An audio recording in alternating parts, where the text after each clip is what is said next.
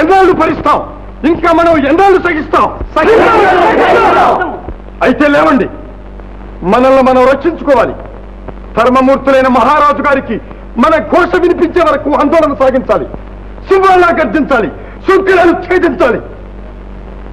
గుండెకు గుండె కాపాలి, మండే ఆకలి అర్పాలి. అందాక మనకు శాంతి లేదు, విశ్రాంతి రాదు. లేవండి, నేటి నుండి సర్వేశ్వరుని సాక్షిగా మహారాజు తోడుగా మనం ధర్మయుద్ధం సాగిద్దాం. మిత్రులారా, ఈ మండే అగ్ని సాక్షిగా ప్రమాణం చేయండి. మీ తుది నెత్తుటి పట్టి వరకు అన్యాయాన్ని అధర్మాన్ని ఎదురిస్తామని శపథం చేయండి. ప్రజా ఉద్యమం నడపడానికి మీరంతా ఉన్నప్పుడు భయం ఎందుకు? మీరెంతమంది ఉంటే లాభం? నీలాంటి నాయకుడు లేనప్పుడు.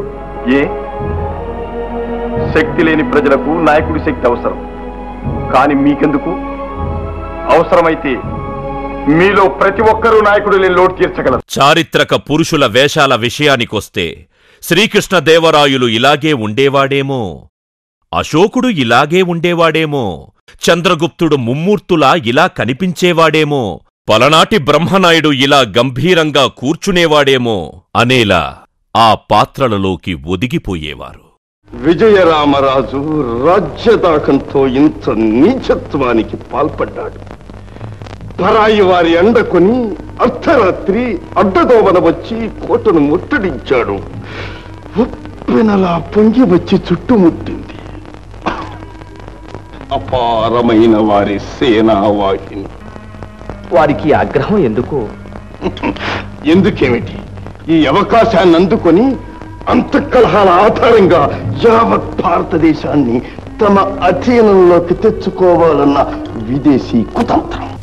స్వాతంత్ర్యాన్ని అమూల్యంగా భావించే మనకిది అగ్ని పరీక్ష. శత్రు సైన్యాల సంఖ్య చూచి తలవంచితమా తరతరాలకు బానిసలమవుతాము. బానిసగా బ్రతకదలుచుకున్న వాడెవ్వడు ఈ గడ్డలో లేడని మా విశ్వాసం. ఈ దురాక్రమణను ఎవ్వరమూ సహించము. యావత్ శక్తిని వినియోగించి శత్రువును తరిమి కొడతాం. కాదు, ఎన్నటికీ కాదు. నా దేశమంత గుడ్రాలు కాదు. భారతీయ వీరపుత్రులు నిర్వీర్యులు నిశ్చేజులు కానే కాదు. నా గడ్డ మీద కానూన సాహసించిన ఆ యవనులను గడ్డి గడిపిస్తాను. భారతీయ చౌరి సాహస పరాక్రమాలను నిరూపిస్తాను.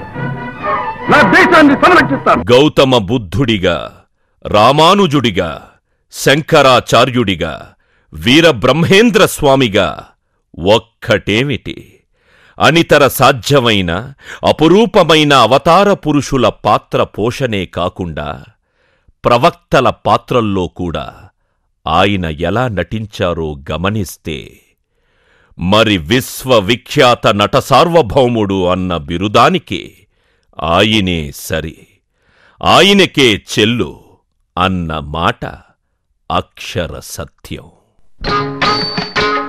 నందామయ గురుడ నందామయ వీర బ్రహ్మం మాట వేదామయ.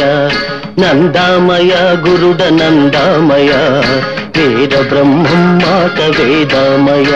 వినరా వినరా ఓ నరుడా, బ్రహ్మం మాట పొల్లుబోదురా, కాల జ్ఞానం కల్లగాదురా. వినరా వినరా ఓ నరుడా, చిలకమ్మ పలుకవే పలుకు.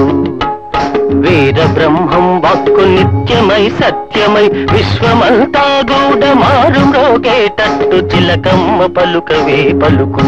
పౌరాణికాల దగ్గరకొస్తే అంతవరకు ఏదో విగ్రహాన్ని చూసి రాముడు ఇలా ఉంటాడు, కృష్ణుడు ఇలా ఉంటాడని భావించిన తెలుగు ప్రజలకు రాముడు, కృష్ణుడు, విష్ణువు, శివుడు ఇలాగే ఉంటారు, అచ్చు అన్నగారిలాగే ఉంటారు అని ఊహించుకునేలా చేసిన మహానటుడు ఎన్టీఆర్.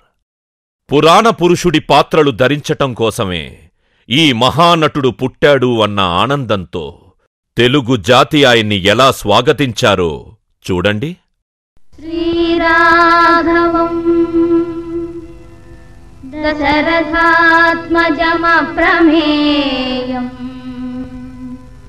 సీతాపతిం రఘుకులాన్వయరత్నదీపం ఆజానుబాహుం అరవిందదళాయతాక్షం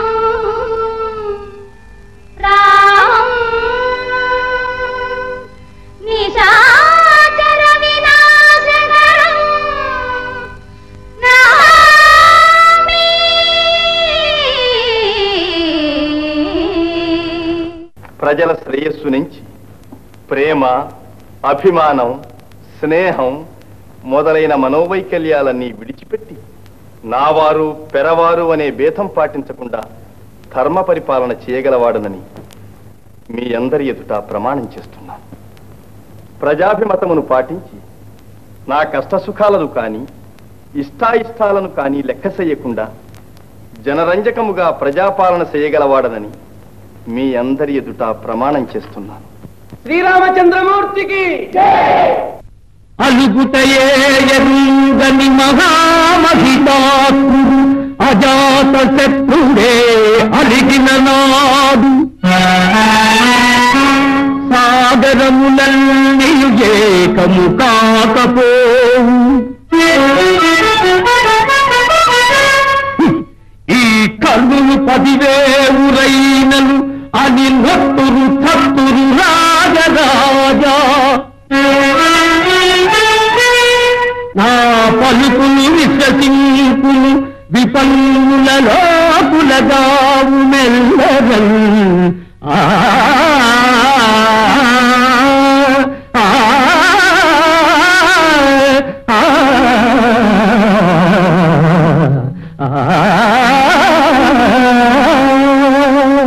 పరమశివుడి పాత్ర దగ్గరికి వచ్చేసరికి నిజంగా కైలాసంలో ఆ పరమశివుడే తాండవం చేస్తున్నాడా అన్నట్టు ఆయన చేసిన నర్తనం చూడండి.